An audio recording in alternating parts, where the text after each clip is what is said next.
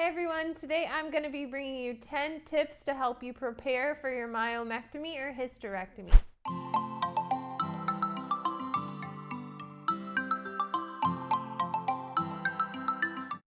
Before we get started, my name is Dr. Jocelyn Wallace. I'm a physical therapist and a fitness coach, and I help women with fibroids. I decided to start doing this after I had my own myomectomy in 2016. Okay, so on to tip number 1. You are going to want to have plenty of comfy clothes. Wearing any kind of tight pants, even tight underwear, is going to feel uncomfortable. It'll vary depending on what kind of incision you have and whatnot, but either way, you're gonna wanna wear nice loose pajamas, even just a big t-shirt or a dress. Tip number 2, have your entertainment ready. The recovery after these procedures is usually somewhere between 4 and 6 weeks. I wasn't even allowed to drive for 2 weeks.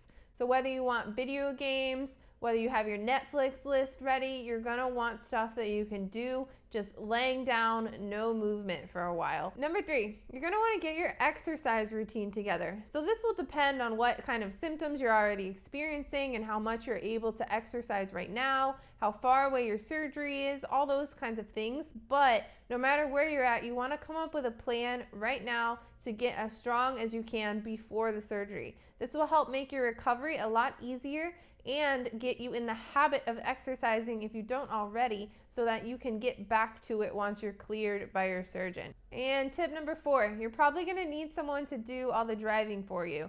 Sometimes they don't let you drive for anywhere between 1 to 4, sometimes even 6 weeks, depending on the specifics of the surgery that you had. So you're gonna need help getting your groceries, going to doctor's appointments, your follow-ups, all of those sorts of things. So make sure that you have help in some manner to help you get from point A to point B. Number 5, you want to clean your space before you have your surgery, especially if you're the kind of person that feels a lot calmer in a environment free of any kind of visual clutter, right? After the surgery, you are not going to feel like doing any kind of cleaning or any kind of errands or house tasks. Get all of that stuff done as much as you can before your surgery, so then you have longer before you need to do it again or ask someone to help you. Tip number 6, think about developing a mindfulness practice. So by mindfulness practice, I mean things like meditation, deep breathing techniques, that sort of stuff. This is gonna help you know what to do when your anxiety levels are high, or if you're sick of being cooped up in the house, or just the recovery process in general is driving you crazy. It also helps to have a calmer nervous system, and just a calmer state within our bodies can help with recovery in general and how fast you heal and how fast you get to feeling back to your 100%.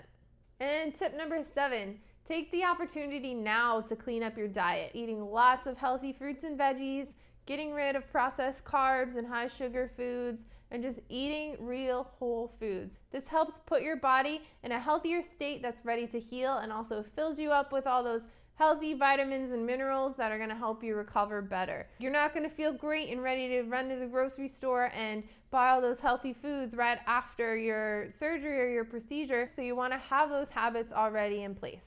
Another point I wanna make about diet is that right after a surgery is not the time to try and lose weight. So if that's something that's important to you, either do it now or allow yourself the space to put it off for later. Start preparing your mind now with that mindfulness practice, maybe that right now is not the time to reach your body goals. Your recovery period is going to be a time to take care of you and focus on feeling as good as you can.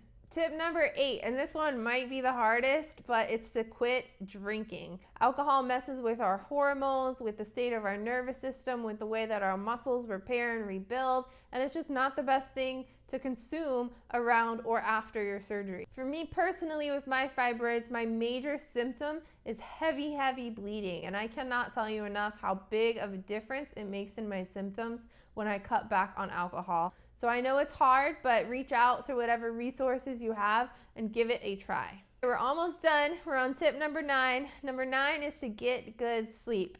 Same bedtime, same waking time, every single day. Start working on building those habits now. The better you sleep, the better you recover. Getting good sleep affects the way that our hormones regulate. It affects the way that our muscles and our cells regenerate and repair themselves.